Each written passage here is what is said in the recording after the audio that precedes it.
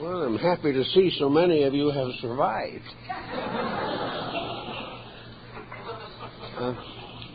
We have an interesting subject this morning that comes down to the daily living of the things we believe. I've often heard people give very eloquent discussions on principles and ideals, but many of them are still in trouble themselves. They are unable to escape from habit patterns and from the traditional backgrounds from which we have all come in one way or another. I suppose that the present generation is one of the most complicated in the history of humanity. Not only is it complicated because of the rapid advancements in various fields of scientific progress, but it is complicated by a general revolution against tradition. Most people are blaming tradition for the conditions that they are in today. They feel that in some way we were prevented from growing in the very early years of our culture. Actually, however, most of the traditions which have survived have some foundation in facts. And facts do not change easily or readily or quickly. And our general background of tradition is essentially idealistic. This means that a percentage of people had strong convictions and lived by them or tried to. This does not mean that all nations were contrite and honorable. It does not follow that all people have ever united in any constructive enterprise. But there was an undercurrent, a foundation of integrities, which this foundation is, at this time especially, unpleasant to contemplate. We do not want to reestablish the foundations of survival. We do not believe any longer in the golden rule. We talk about it, we write about it, but when it comes in conflict with personal interests, we forget the traditional integrity that is at the basis of our civilization. Nearly every great teacher of the past has brought us a traditional integrity. They have all done their best to call to our attention the realities of values. In most instances, some listened to them. In many cases, they were persecuted and martyred. But out of it all came a lingering stream of ideals that simply refused to die. And these ideals were the integrities upon which modern life has been built. But integrities often interfere with selfishness. They interfere with being exactly as free as we want to be. We were willing to fight and struggle desperately to get physical freedom, and most persons have achieved a considerable degree of it. But this personal freedom has not been brought under the censorship of integrities. We feel that we can do anything we want to, but we do not curb, integrate, or educate the desire structure within ourselves. So today, we are confronted by a complicated situation that is disturbing and frightening millions of human beings. According to some late statistics which we have received, the world this year has increased its population by 82 million. Looking forward into the future at a situation of this kind is very disturbing, because every year where populations increase, sacrifices must be made in order to maintain this increased population. Each individual has to work a little harder, gain a little less, give a little more, and be more patient than he ever was before. he is also going to find continual encroachments upon all the materialistic values that he has become accustomed to. The greater the population, the more each individual must give up personal ambitions. If he does not, the entire structure will fall apart. Everyone today is a little bit disturbed, some very much disturbed, by the complete collapse of our social system as we know it, the failure of our political system, the disabilities of our economic structure, and the continual danger to the personal life of the individual. So out of this comes anxiety, a continually increasing negative approach to circumstances. Today there are probably more worriers than ever before in history. Of course, this is partly due to the fact there are more people than ever before in history. But the percentage of worriers is increasing every day. There's hardly a day go by in which individuals do not come face to face with what to them is solid proof of the failure of their system of life. This is something that is bound to cause anxiety. But we have to also realize that these happenings are not accidents. The problems we face are the problems we have caused. And the fact that they were caused by our ancestors and that we may leave them to our descendants, these do not alter the basic fact that man is the cause of his own trouble. Trying to work with this situation tells us very simply that the only cure for the problems that man causes is that man stop causing them. He must in some way change his own approach to existence. Of course, the first thing that comes to mind with this idea is that we must elect someone to do this for us. We must appoint someone to think for us and to have the authority to help other people to see the light and at the same time leave our private interests alone. These must not be disturbed. So we have today a tremendous desire for some heroic personality. We would like to see the skies open and the Holy Trinity take flesh.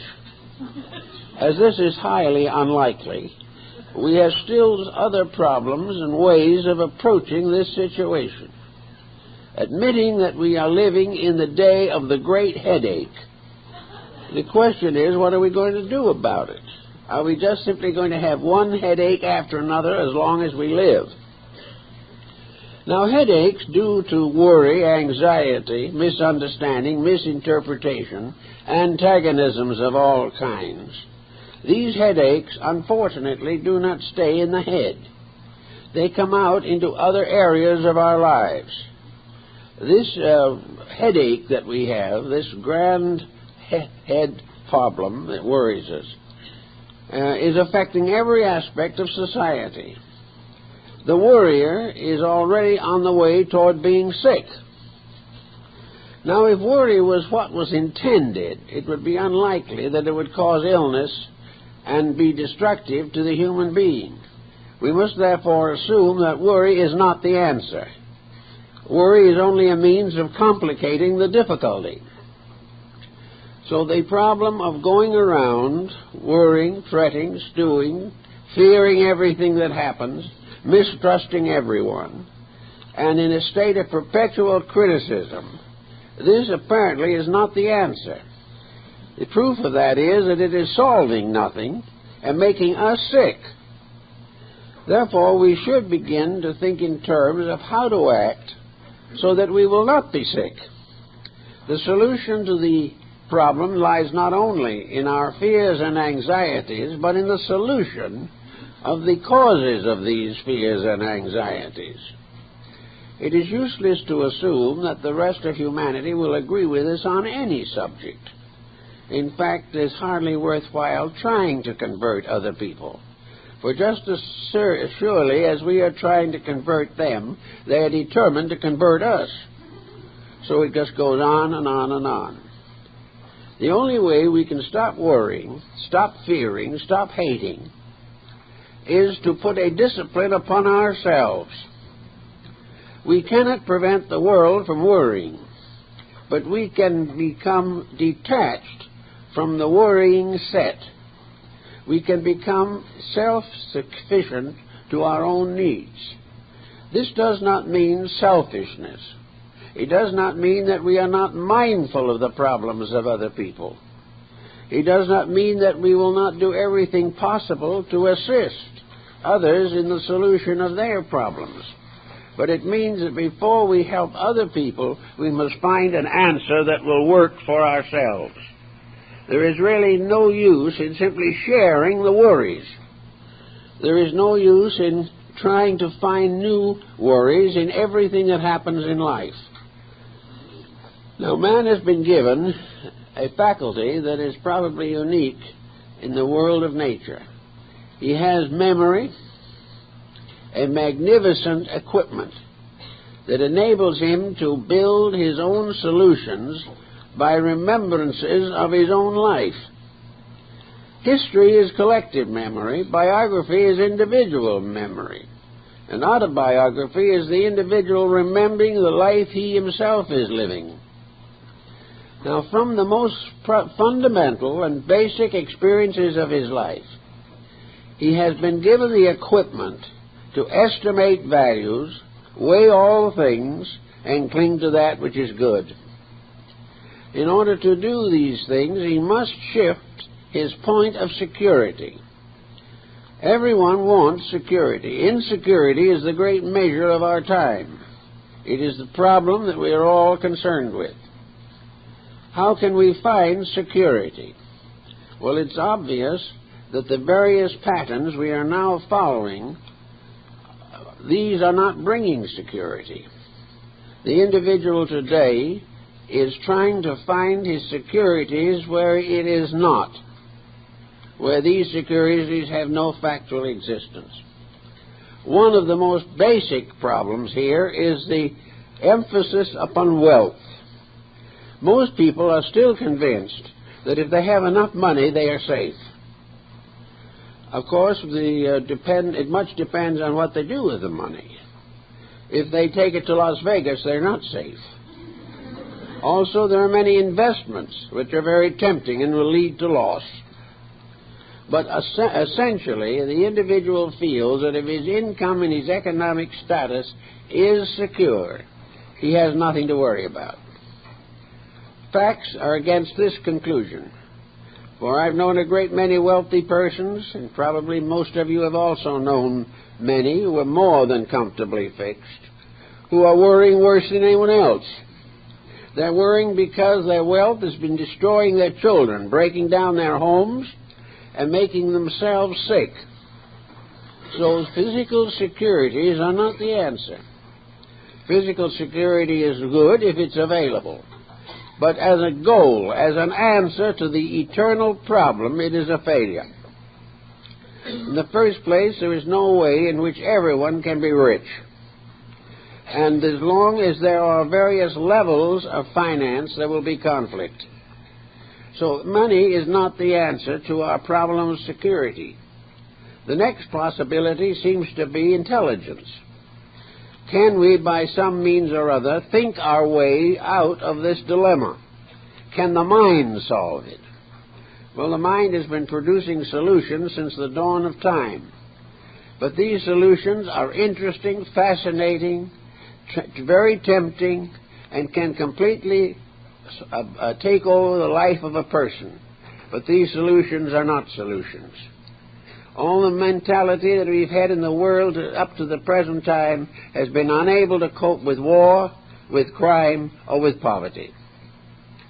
The mind tries to find answers, but every answer the mind finds and tries to apply comes face to face with obstacles that the mind cannot solve. The truth of the matter is that the mind is an interesting, fascinating bit of equipment, but it cannot correct the present existing circumstances. Now, the mind has given us a wide area of sciences and philosophies with which to cope with life. The mind has made possible science, but science is not solving anything. Science gives us a cure for some minor ailment, perhaps, or even a major ailment, but in so doing hands to the world mechanisms which could destroy the entire human race. Science has a very great weakness, and that weakness is the failure of humanitarianism in the scientific program. Science is concerned with knowledge. It is using the mind to advance its own purposes. But when it comes to taking care of the widow and the fatherless, science is not a great success.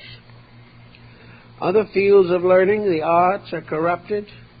All of the various elements of mental activity show problems.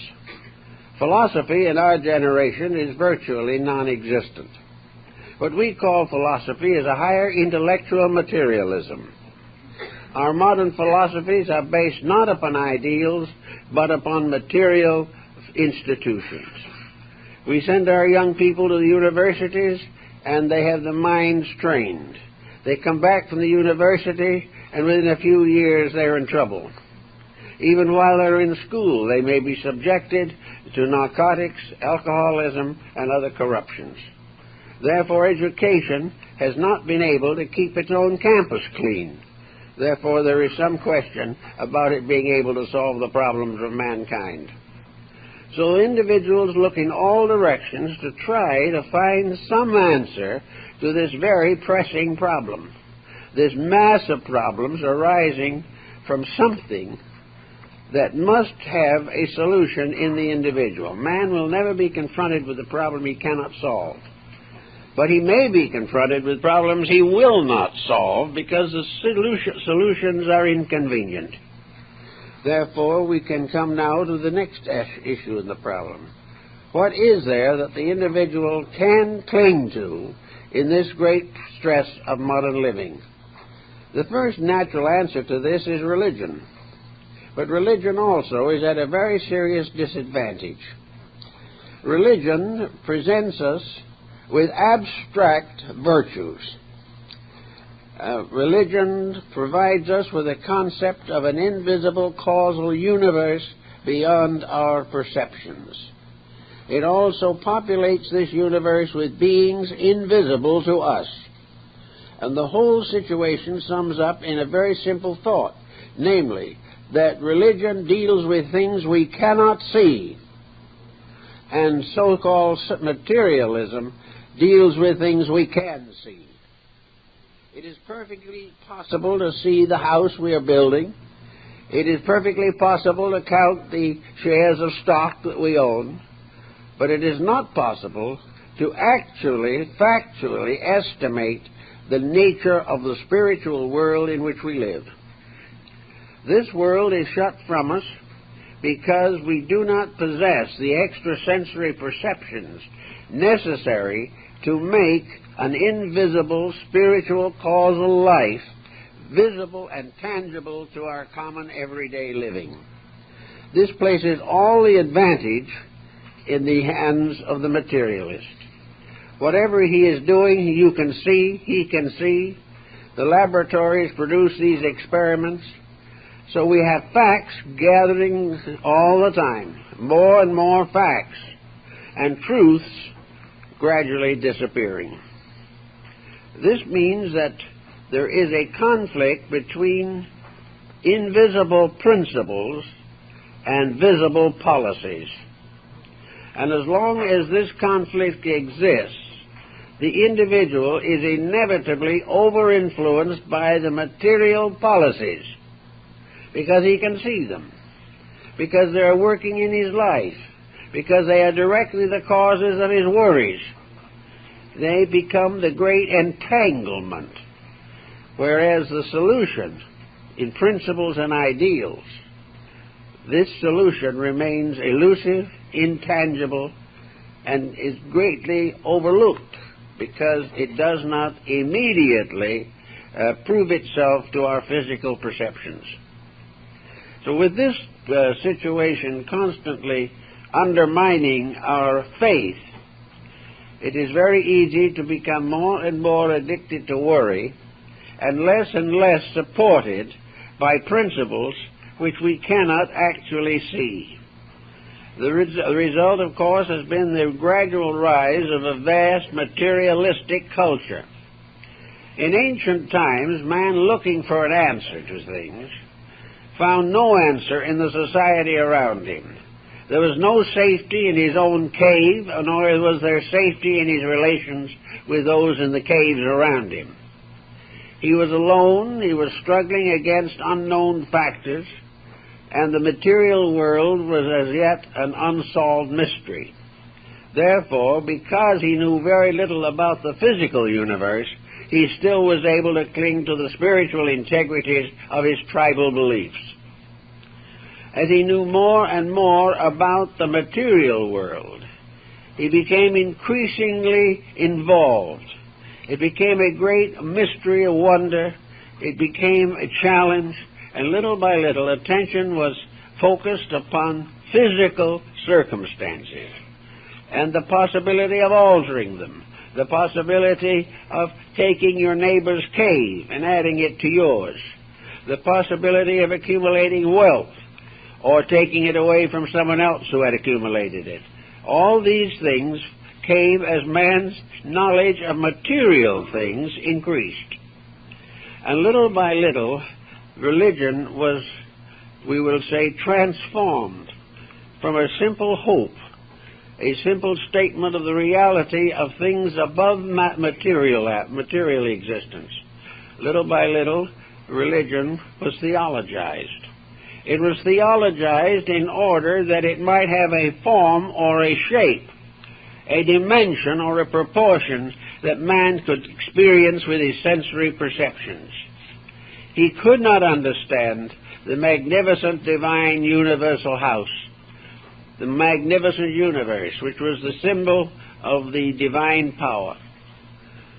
So in order to make this invisible principle in some way tangible, mortals began to build great cathedrals, temples, shrines, mosques. They began to create visible symbols of the invisible truths.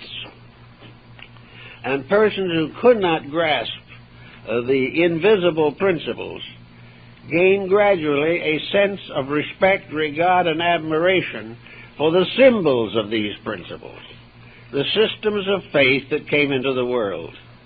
The person who could not, even for a moment, experience the divine presence felt something when he entered the cathedral. He found himself in the midst of a great beauty, a tremendous elevation of concept and consciousness. He found himself surrounded by symbols of holy living and holy thinking. And gradually these symbols brought him to his knees. He became willing to accept the invisible in the symbols which it had projected from itself, and which man had fashioned as a means of protecting the worship of the deity which was his hope of salvation. So by degrees, religion became embodied. It took upon itself the shape and proportion of the world in which it functioned. As one great philosopher of the past said, there is but one God, but he has been worshipped under 72 names. Now the 72 names began to get us into trouble also, because people began to believe that each name represented a different belief, where the differences were largely those of language and grammar. And actually, the same ideal abstract concept of deity was present in all religions. The important point is that gradually the world was filled with sanctuaries of faith. Some still stand, others are ruined. Some more will be built. On and on, a certain type of human being will gain the strength of worship by beholding the houses of his deities, beholding the works of other pious people, as these works are exemplified in the stained glass windows and the mighty arches and spans of cathedrals, churches, and temples. So we have the interesting phenomenon of man trying to make invisible things visible and achieving to a degree. But this degree soon got him into another difficulty. These various institutions which he created for the purpose of inwardly experiencing the sublimity of God gradually became involved in various theological complications. And these complications attempted to standardize men's beliefs, to force them to accept certain doctrines or policies regardless of their own internal attitudes or concepts. Gradually, therefore, religion was transformed into theology, and the priests of antiquity became the theologians of later time. These were individuals who were very largely dogmatic. They served dogmatic beliefs. They served certain attitudes. They held certain convictions as inevitable and absolute. And gradually this descended to the time of the Universal Reformation, so to say, the religious rebellion, which brought an end to the medieval world. After the Reformation, religions in Christendom began to break up. More and more individual theologies came into existence. Sect after sect rose, each with its own peculiar concepts and beliefs. And these sects ever since have been locked, to a great degree at least, in an intense competitiveness, an infinite belief that they are right and that therefore others must bend to them. Well, this goes on until another something came along, and that was what we call the Age of Enlightenment, the Age of Humanism. It was then gradually obvious that the public was resenting the dogmatics of theology and was therefore striving to liberate itself from the arbitrary doctrines which were supported only by theological institutions. These doctrines gradually came into conflict with human interests and attitudes. As a result of this conflict, we find finally the rise of science and the definite basic antagonism that developed between science and religion in all its forms. These various changes came to the individual, and in the 20th century find the individual himself without any solid psychological, religious, spiritual, or even scientific support. He comes into a world that is dominated by millions of persons, each with ideas of their own, which cannot be reconciled with the ideas of anyone else. Therefore, instead of having a solid unity upon which to build something, each individual is under the pressure of a common dissimilarity. Everyone is trying to do his thing in his own way, and very often at the expense of other people trying to do their thing. So here we are now in the closing years of the 20th century, and we are here with practically no solid foundation under anything. We are searching for various integrities, and it has been obvious for a long time that science is not going to solve the problem of man's salvation. If it is able to extend the length of life, as it may hope to do, it is only going to give the individual more years in which to be miserable, because it is not giving him any good reason for the life he has. It is not making his life here useful, happy, pleasant, and constructive. It goes on helping him to physically survive, but it does nothing to make his survival important or to make his survival useful to anyone. The idea that he is going to be remembered by his descendants is a vanity in itself, just as certainly as we do not, at this time at least, have any particular regard for our own ancestors. It is all a problem of floating on the surface of an unsolved mystery. And in this condition, many persons just simply give up. They thus see no longer any reason for anything. Yet within themselves they have the faculties necessary to discover the reasons for almost everything. But because of the traditional attitudes, because of the limitations of our educational system, and the corruptions of our economic and political structures, the individual has no moral support to try and improve himself. He feels that the only thing he can gain by going against the system is to end up unemployed. He does not find any solution to the needs of his own inner life. There are things he would like to do, but when he is actually given an opportunity to live according to the convictions he claims to have, these convictions soon fall apart. He says he would live better under better circumstances, but up to now, there have never been any circumstances sufficiently good to make the individual live well. He thinks he's going to. He thinks if his worries are taken from him, he'll be happy. So he has some of them taken from him, and now he's worrying because he hasn't got the worries. That's frightening him. He thinks he must be failing in some way if he doesn't realize the seriousness of the situation. All these problems sort of gang up on people. They are not really prepared to handle them. They've had no background of training. The education they have is virtually useful only to make a living, not to make a life. Actually, we need a complete shake-up of the entire system. But when we think of shake-up, we think of anarchy. We think of some despotism taking over, destroying our freedom, and forcing us into a state of discipline of some kind. Then we realize that this is also motivated by materialistic ambitions. We are not in a position to solve most of these situations. Now, one thing we have to learn to do, and that is to accept the complication as it is. We must stop dramatizing and emotionalizing it. We must simply say, this is it. This is the way it is. And in all probabilities, in most ways, it's going to stay this way for a while. And it's going to probably stay this way as long as we live. Therefore, we are going to be born into confusion.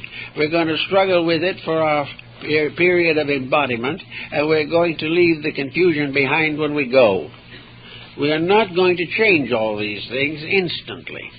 No matter how hard we try, we have our troubles in common, but our solutions must be individual.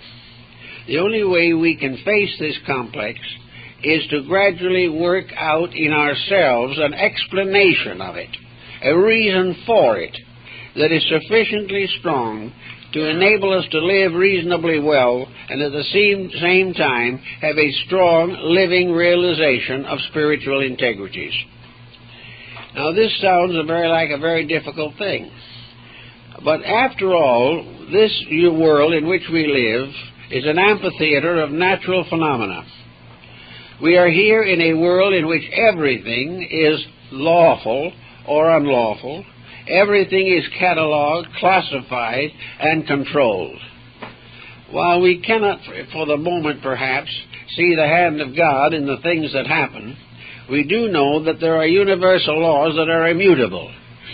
We also know that in nature there are principles which prove beyond any doubt that a universal system does exist, and that this system has the means, the knowledge, the consciousness, the reality to survive all of man's difficulties and also to transcend man's intentions to destroy the system of which he is a part.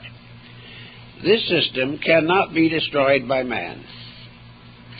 This problem having been more or less sensed as we have to sense it, we then can say to ourselves, we're in a mess. Why? How are we going to get out of this mess? How are we going to achieve the things that are necessary? Are we going to achieve it by becoming completely discouraged and becoming alcoholics? Are we going to get any solution to anything by narcotics? Are we going to make our world better for ourselves and other people by simply walking out into the wilderness somewhere and leaving everything else behind? Can we fulfill our destiny by taking holy orders and vanishing into a religious retreat? Can we actually accomplish anything by walking up and down the street with a banner condemning other people? We have all these attitudes, but none of them actually does anything to solve the problems of our lives. Today we have more groups that are in activistic relationship with others, that are constantly parading, that are constantly objecting, and yet out of it all comes nothing but a great headache. Why? Because this is not the answer. It is not the way we were intended to do it. Until we get down to facts and realize what is necessary, there will be no answer. And when we get to the point where we appreciate the answer, we realize that all the misery we've had was well worthwhile. That it was the only way that nature could educate a wayward creation. That it's the only way that nature can bring back the prodigal children that it fashioned into realization of its wisdom and its love, is to allow these children to get into problems they cannot endure any longer, and to discover for once and for all that they cannot solve problems that are greater than themselves. If this begins to sort of trickle into our consciousness, then we begin to have the foundation, not a final solution, but a foundation that will enable us to live the days of our years in a comparative state of acceptance. Not an acceptance of the way things are now, but an acceptance of the necessity that mankind must pass through certain experiences to outgrow his own ignorance. The individual, therefore, can reach a point in which he can live from day to day, observing, reflecting, thinking, feeling, studying, doing everything he possibly can to understand the reason for the situations as they are now. And if he becomes more and more concerned in finding reasons, he will gradually rescue his mental and emotional complex from futility, from the belief that everything is wrong, that there's no solution to anything, and that he was born simply to suffer and die. He does not have to have these negative thoughts. What he has to do, instead of giving up in despair, is accepting the challenge of personal change. He must make certain adjustments in himself. He must gradually release his energies from despair and despondency and focus them upon the understanding of life, the understanding of the way things must be and the way they should be, and the way they will be, regardless of what man does. If we can get to understand, therefore, that we are being disciplined, that the individual is being encouraged to correct his own mistakes and stop making other similar mistakes, he will then perhaps have more energy for solution. There's a lot of work to be done in this world. There is a great need of united effort, but nearly always despondency, neurosis, pessimism, all of these negative attitudes impoverish the resources of the person himself. When he finally centers his mind upon futility, he will find it everywhere. He will become more and more futile in everything that he does. He will become discouraged. He will believe firmly that this world is of no value, and if he gets despondent enough, he may even contemplate suicide. But with all this contemplation and all this negation, nothing has been accomplished except the disintegration of a personal existence. Taking this point as a basis, then, of something to do that is a different point of activity, the individual should begin to try to observe the working of universal law in the various occurrences of his life. He must begin to see reasons for things which he now regards as merely miseries. He must begin to realize that he lives in a world of lawful procedures and that he must abide by them. Now, on some levels, we're beginning to get a little wiser, but up as to now, it hasn't been considered a general improvement. One of the fields in which we seem to be getting a little smarter, at least, is nutrition. We have discovered finally what we should have known always, but which we didn't need to know until we broke the rules, namely that nutrition is a very important factor in life, that it cannot be ignored, that the individual who wishes to have better health must concentrate his attention upon learning how to have better health. He must study the problems of nutrition in himself. He must discover his own mistakes due to appetites. He must discover why he cannot do just what he pleases and at the same time maintain bodily health. So here we have come face to face with facts, and we're gradually beginning to face them with more or less conscious intelligence.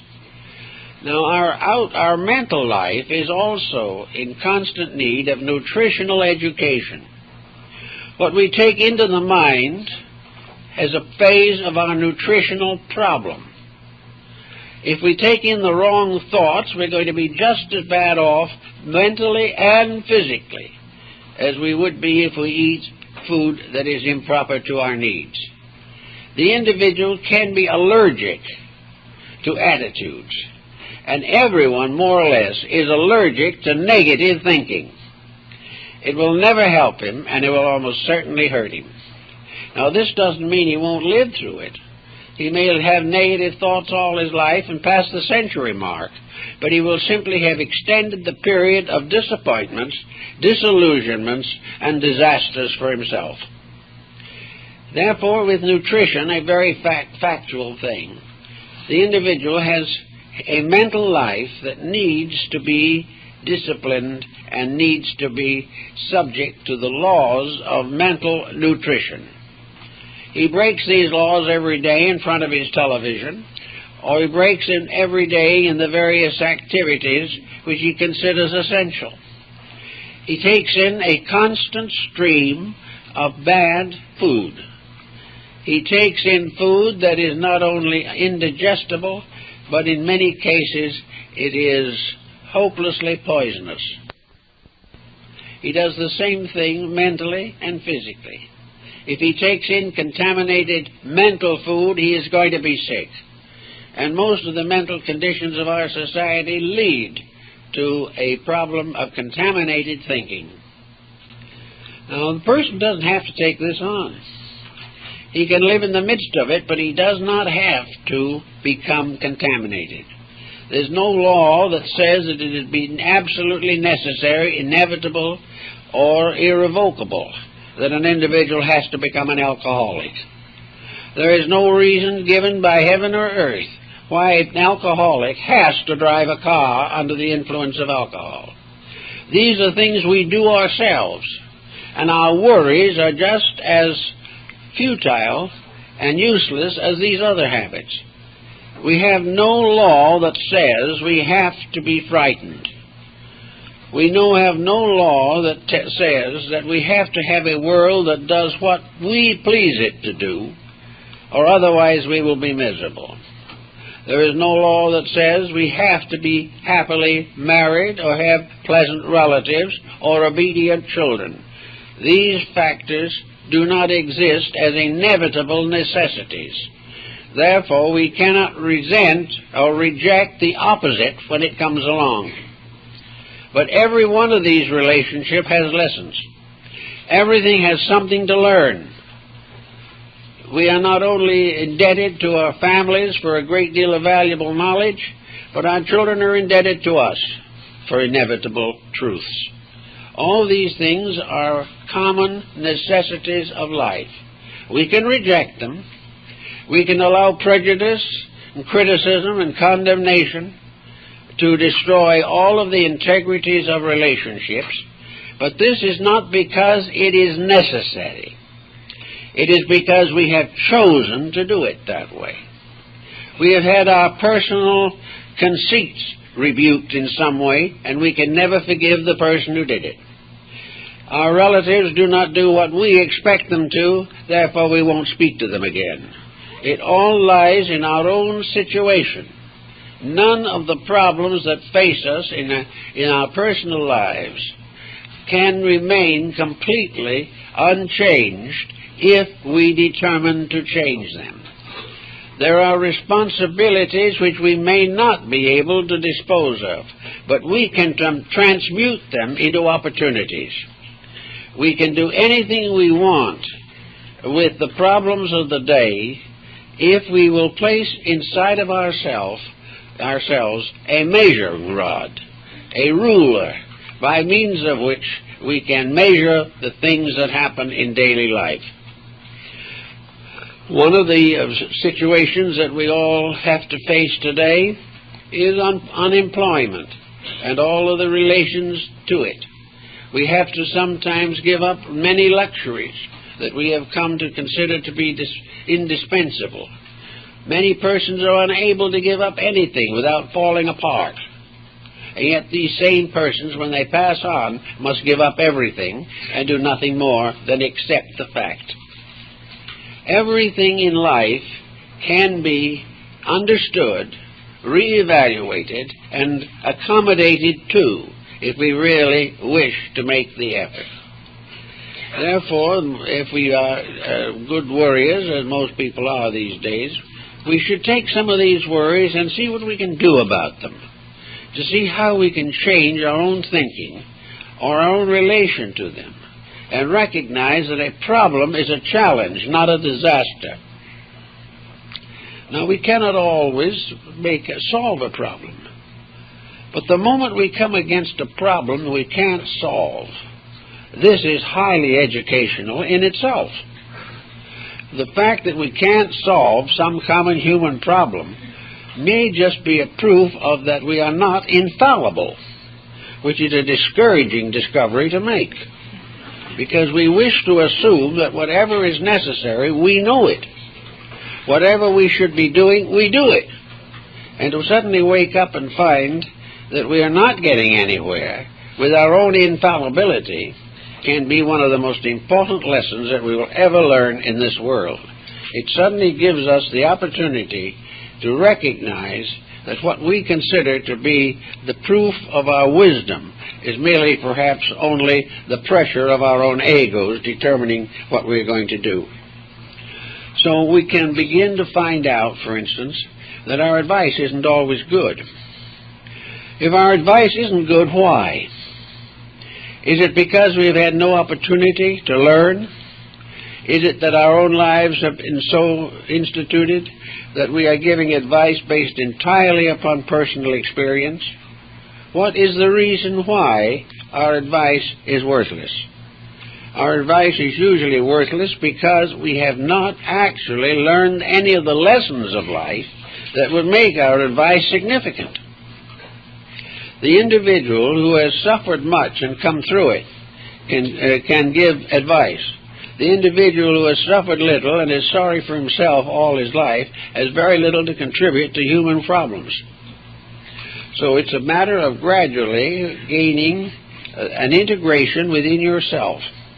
And this integration begins with one basic conviction, that the universe is right.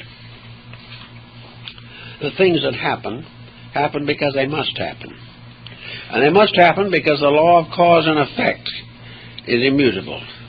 And yet this law never was and never will be a tyrant. The law is not something that is punishing you unjustly or taking away from you things you deserve. The law of cause and effect is reminding you whatever that you want in life that is worthwhile, you have to deserve. You have to earn happiness. You have to earn security, not in the terms of a business venture, but in terms of internal acceptance of value. We all come into this world with nothing. We even have a body that for a long time isn't much help to us. We live a while, 80 years perhaps if we're lucky, and then we leave this world. And we leave it with nothing at all, except what we have developed within our own consciousness. If there's anything that survives, it's the soul and the inner life enriched by good works and by understanding and insight. Other things are useless. If we die of a broken heart because we can't take physical wealth with us, we are really in a very impoverished condition. And if we leave great wealth to our descendants, we are likely to be doing them a great harm. So nature, in its own quiet way, can give us the securities we need.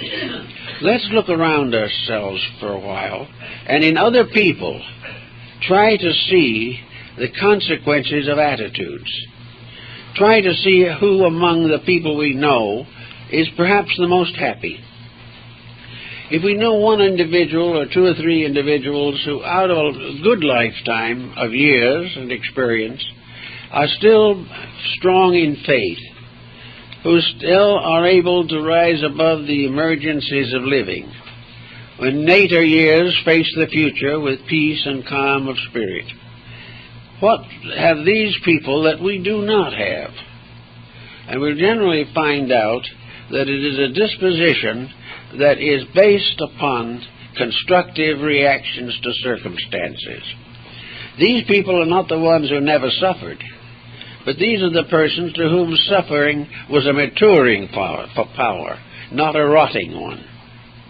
We will also find that most of the people who are happy in this world are satisfied with little, cherish the things that they do enjoy with great quietude, with patience, with understanding, with gratitude. These people are grateful for small mercies. We are ungrateful with great blessings. Therefore, our lives are not as theirs are as the years go on. We can find in this world a great many persons whose conditions are no better than our own, but whose attitudes are remarkably better. And this gives us the realization that ours can be bettered also. We are not born pessimists. We have to train ourselves to be a pessimist. We have to gradually eliminate from our lives everything that is good. And we almost always have to blame someone else for the tragedy, because very few people want to accept the fact that they are wrecking their own lives. So out of a little thoughtfulness comes the possibility of the person gaining a stability in this period of stress, which is a thing we are all much concerned with. And we will find ultimately that no change in our outward circumstances will produce this stability. We can move into a smaller house, it may help. We can move into a larger one, which will gratify certain ambitions and bring with it more responsibilities than we can carry. We can do all kinds of physical things, trying to find that peace that the world is seeking. But it will still be elusive, because everything that is physical is transitory, and the only thing that is not transitory in man is his own soul. And this is the thing which he must educate, he must release into manifestation, and he must serve with fullness of heart and mind. So if you finally decide to do something about it, begin the cultivation of constructive living and thinking. Let the mind be concerned with something that is not worldly. Now, many things have come along that people have found to be very helpful in the steadying of their emotional lives. Service to other people is a tremendously remedying factor. To forget our own needs, our own wishes, our own desires, to help persons less fortunate than ourselves, has one great virtue. It takes our minds off of ourselves, and it is the individual with his mind locked on himself who is in the deepest trouble. Then there are all kinds of constructive attitudes. The individual can begin educating his life. And in most persons, the education of his life will involve and must involve some religious insights. Now, religion is a very personal thing. Religion is a relationship between the individual and the divine power behind and within himself. When it is viewed this way, it is called mysticism. For mysticism is the belief in the immediate possibility of direct contact with the divine. It does not require intermediaries. It does not require that the individual follow the concepts or traditions of other persons. It means that through the natural expression of internal integrities, the individual penetrates into the core of himself and receives virtue and refreshment from that power which lies at the root of his own nature. This means, of course, that the calming of the mind is of the greatest importance. The individual who is constantly agitating his thoughts with negative attitudes is not going to have this calmness. But quietude, which was, of course, the basic religious concept of what were called the Quietists, which included the Friends and the Quakers and a number of Oriental sects, this quietude is an expression of the term, "Be still and know that I am God." Instead of worrying, the stillness helps. Stillness is not an escape from worry. It is an internal realization that there is something deeper, more valuable, more useful, and more beneficial than worrying. It is worrying that is locking us away from our own inner lives. All the criticism and condemnation and irritation, no matter how much we believe it to be deserved, is simply cutting out our own internal experience. The more we fix upon outside problems, the less time and energy we have to release internal strength. So one of the simplest things that the worrier can try to do, if he is of so minded, is to take on interests that break in on the worry pattern, doing things that are maybe not important physically, but are very important as release of understanding and insight. The studies of arts and crafts, the experience of doing things with the hands, these are very valuable to the person whose mind is troubled all the time. The individual cannot divide his energies equally on two different levels simultaneously. Therefore, if you can't do anything better when the times get pressureful, just sit back quietly and knit. Anything to use a power to separate the person from negative thinking. If you have to keep your mind on something else, this helps. Poetry is of a good nature, is a great help in these pursuits. A very fine inspirational literature can help. Not necessarily a highly advanced intellectual study of the universe, but simply gentle quietude. Poems that reach into the heart of things, that bring gentle messages of peace and contrition to the tired person. But whatever it is, gradually educate your mind until you are able to tell it, I want you to see the good in things. I want you to observe progress. Now, in seeing the good in things, we do not want the mind to find good in the things that have never been any good. We do not want the mind to go back to its old habits. To see the good in things for the average person is to realize that an experience is meaningful, and that out of the things that happen we grow, and that a misfortune is not a blight upon us, but a challenge upon our resources. To accept the challenge of growth, we must avoid the tendency to try to escape growth by economic means or by travel or by change which has no direct bearing upon the facts. If you can achieve a certain amount of peace within your own nature, you can then begin to re-educate yourself. It may take some time because you may not be able to just re-educate everything at once, because you may have to re-educate your background back 3 or 4 generations to get at the root of some of it. Your families have been made up of warriors. Everyone has struggled for something that he either didn't get or lost afterwards. or perhaps even more often got it and no longer wanted it. These things you have to work out in your own life. In childhood, in education, in marriage, in relationship with life, business, children, and everything, we have been taught to be concerned in the sense of being irritated. We have been taught to be critical. We have been taught to dislike rather than accept the major occurrences of existence. We consider change a disaster, when no change can be the worst disaster of all. So with these concepts basically working in us, we must try for the beginning of security, and that is a quiet, perspective relationship with life. When something happens that for the last 50 years has caused us to be angry, the best thing to do is to take a deep breath, relax, and keep quiet.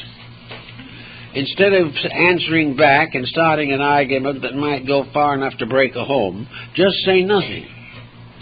Very quietly let the thing die without adding anything to it. Try never to put salt into an open wound. Never try to argue faster or better than somebody else. That is how wars are made. Of people out-arguing each other, nations out-arguing each other, each one certain that its ideas are the best and that the other one is wrong. So under doubt, be still. And in the being of stillness and in the quietude of a complete detachment, try to understand what is really meant, what is all involved in this entire problem. Who is right? Who is wrong? What is the meaning of the occurrence itself? Little by little, if you do it this way, things become symbols of value instead of symbols of loss. By degrees, the individual can gain great insights from the quiet acceptance of life. He can also observe the consequences that come to people who are not self-controlled. He can see how the argument leads to another tragedy. He can see how people walk out on each other over trivia, and why children leave home and get into difficulties and perhaps ruin their lives. Now, each person in his own way thinks it's somebody else's fault, that these are ungrateful children, that these are children who do not appreciate values and securities. But the person then says, what securities did I give them? Did I give them 3 meals a day, send them to school, and start them off? Did I give them any moral or philosophical insight? Did I simply scold them when they didn't do what I expected them to? Or if they had a fault of some kind, did I punish them? Was there anything in my relationship with these children to inspire them to search within themselves for greater values? Did I give them a spiritual foundation of integrities? Did I prove to them through my own conduct that my security was based upon integrity? If all of these, or most of these things were lacking, the mere fact that we supplied them with all the physical necessities of life still leaves us with a tremendous unmet responsibility. And this is true in almost every walk of life, that we bring people things, but we do not help them to establish foundations that will endure. Today we are looking, perhaps not for some time in the past, for better religious values. All around we are finding new groups of people, and old groups also, that are beginning to come back to faith. Now, in some of these countries where religion is in trouble, particular trouble, the faith itself is a tremendous factor. Even though politically these countries may not be allowed full religious freedoms, they cannot be taken away from the individual's internal life. There is no degree of persecution that can prevent the individual from his internal acceptance of realities. He may not be able to expound them to other people. If he tries to preach them, he may find himself in prison or in worse situation. But there is no reason in the world and no power on earth that can prevent the individual from living on a level of personal integrities. He can do whatever is the unpleasant task, but he can do it with an understanding of why, and that out of persecution, out of all of the difficulties that beset him, he is gaining the strength to stand above all of the problems that he has previously considered insurmountable. So we know that it does work. Another thing that is very important in this problem is to maintain some type of regular religious relationship with life. And most of the time we attribute this to church gathering. We think that the individual should join a church, should attend services, and perhaps send children to the Sunday school. But this is, again, a physical solution to a mystical problem. I think every churchgoer should give great thought to how he acts on the 6 days a week that he doesn't go to church. This is the problem. Is he able to gradually maintain a higher level of religious integrity in his daily happenings? Is he able to live every day of his life some principle that he has learned from his religion? Is he setting an example to other members of his family? Is he doing the things that prove the sincerity of his religious commitment? The commitment that simply is fulfilled by a donation or fulfilled by attendance in public worship is not enough. It is something else entirely. It is the individual's own internal acceptance of a divine principle. Now, unfortunately, most of our principal religions of today do not give adequate training on what constitutes the real objects of religion. Many religions simply tell us that we should fear God, others that we should love God.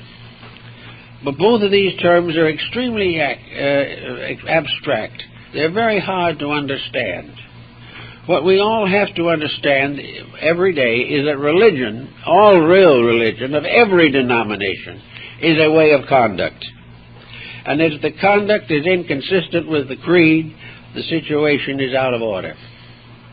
Therefore, religion in all matters is to have a constructive relationship with life. Religion is the power of the individual to see God or good in the occurrences of his daily existence. It is necessary for the person, if he is truly religious, to become very grateful for the privileges that are given to him in life, instead of constantly beseeching deity to take from him the proper responsibilities which are his own.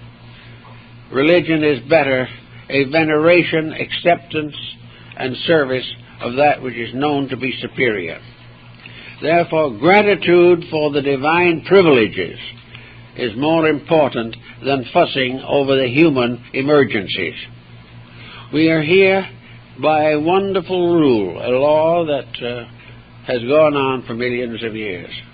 We are the product of life that has been unfolding for counted millennia.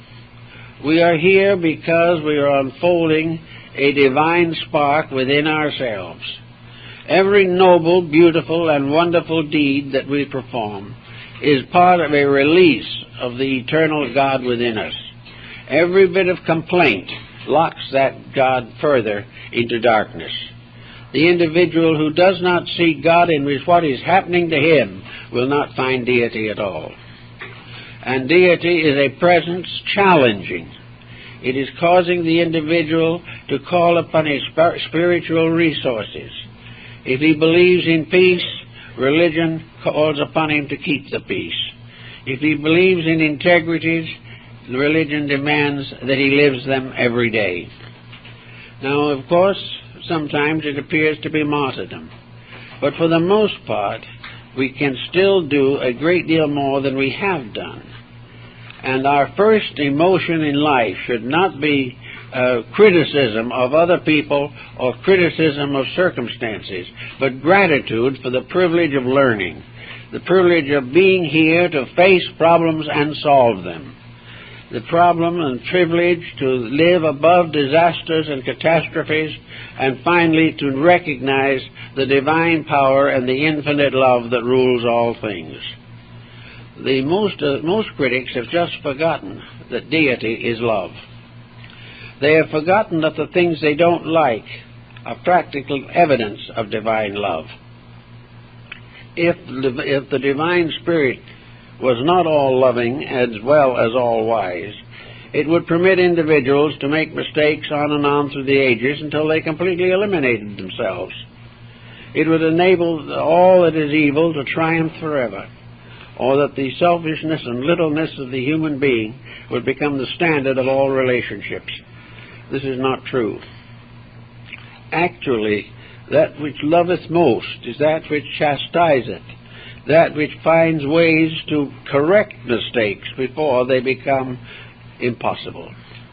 So as you start out in the day or in any part of your life with a negative attitude on things, with a kind of a glum look, and with a quite definite certainty that everything is going to the dogs, it is much better to be quiet and try to say, where is the lesson? Where is the truth in this thing?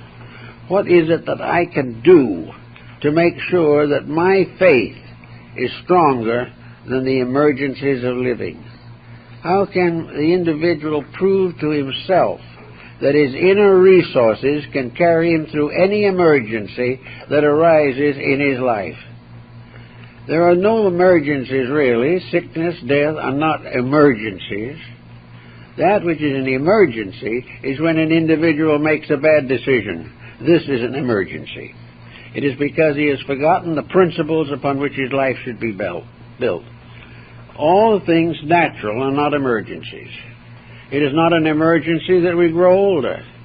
It is not an emergency that we have to give up certain privileges and opportunities as years go by. Everything is that as we grow older, we have the right to live according to a longer perspective of experience. We can make decisions that the young have not yet the power to make. But in every part of life, youth, age, all periods, we are living within a pattern of divine purpose. If we can get this thought sort of fixed in our minds, we will not be so given to all the worries and excitements that come along. We are worried today over economics. We always will be and always have been as long as we worship economics. As long as we make the dollar deity, we are going to be out worshiping the golden calf, and we will be always in trouble. If we make our life built upon achievement in the same sense of ambition, and this ambition causes us to be untrue or unkind or unreasonable, we may attain the ambition and at the same time have a stroke or a coronary, because nature doesn't want it that way. Nature doesn't want the individual to live for ambition alone. He wants the individual to have a little ambition and a great deal of aspiration. This is much better. Aspiration means to become more. Ambition means to accumulate more. And the more we become, the less dependent we become upon accumulation, until it is no longer a serious emergency with us. Then there are persons who cannot live or cannot believe they are happy unless they are dominating somebody else. Anyone whom we dominate, we must accept the consequences of our own domination of them. We must take upon ourselves the karma that we have imposed upon other people by trying to live their lives for them.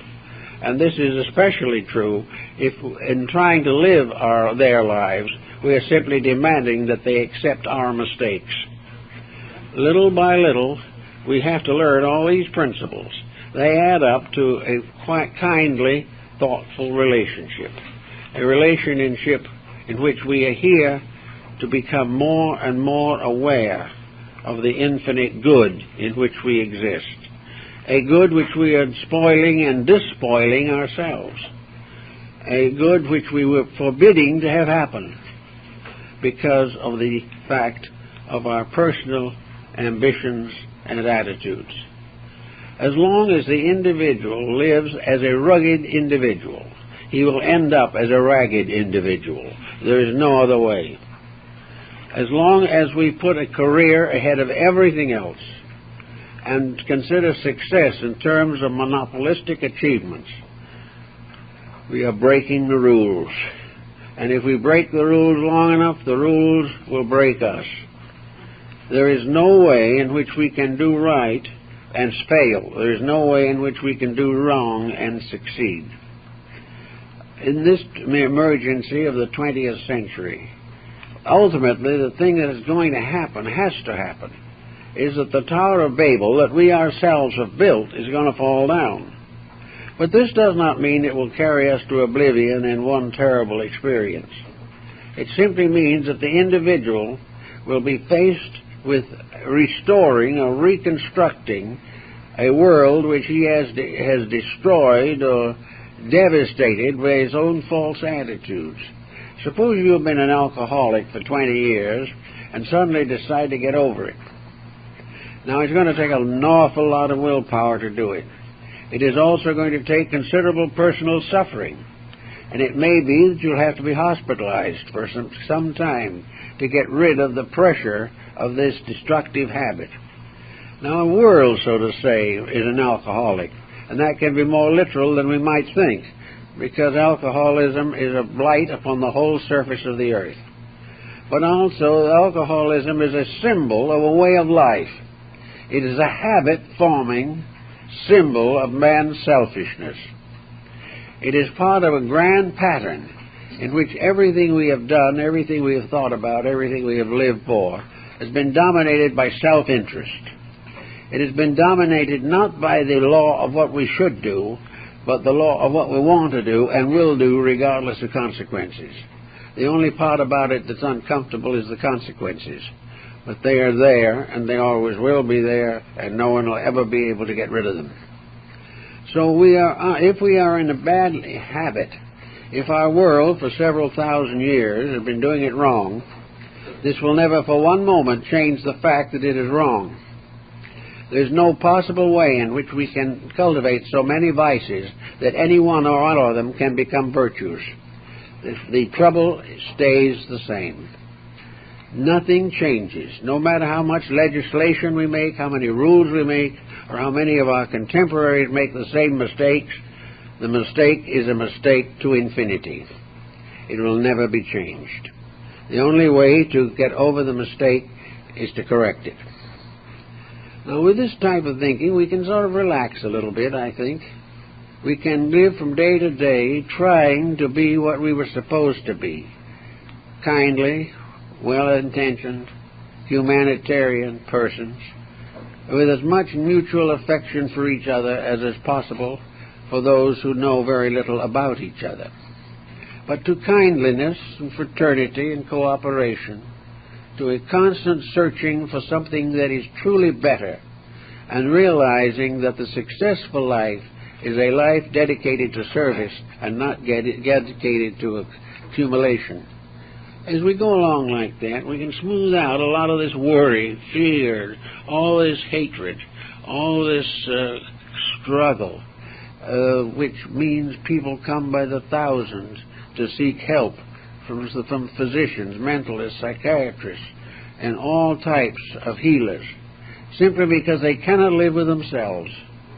They have allowed their personal feelings to make them so sick that they are on the verge of a complete psychological disintegration.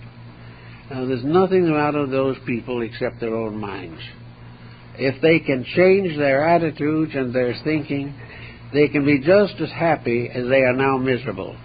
They can be much wiser also, because they will discover that the causes of misery are their own mistakes.